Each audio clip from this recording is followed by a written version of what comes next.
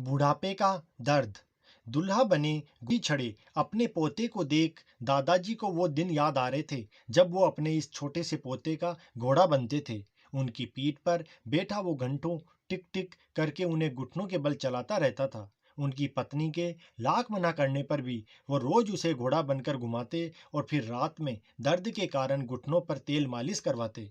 बड़बड़ाती पत्नी को यह कहकर चुप करवा देते कि अरे बड़ा तो होने दो इसे, देखना बुढ़ापे में जब मैं लाचार हो जाऊंगा तो यही उठाएगा मुझे लाड से। उनकी पत्नी खामोशी से उनकी बात सुनती और दुआ करती, भगवान करे सब अच्छा ही हो, वरना आजकल तो बुजुर्ग।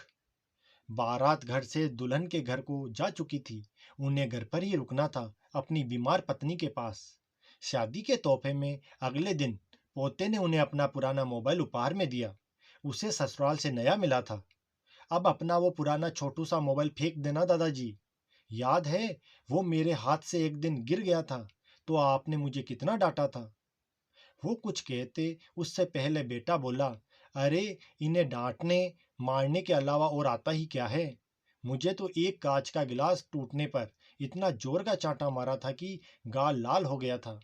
सब मेहमानों के सामने खामोशी से यह सब सुनते हुए दादाजी याद कर रहे थे कि वो कांच के 4 गिलास उनकी पत्नी ने पुराने कपड़ों के बदले में अपने बेटे के लिए कितने चाव से लिए थे, कि उसके दोस्तों के घर आने पर पुराने पीतल के गिलास में पानी या शरबत पिलाना बेटे को पसंद नहीं था।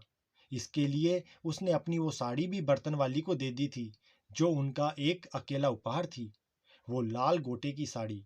वो छोटा सा मोबाइल उन्होंने एक एक पैसा मुश्किल से जोड़कर इसलिए खरीदा था कि वो दोनों शहर में बैठे अपने बेटे और पोते की खैरियत जान सकें, उनकी आवाज़ सुन सकें।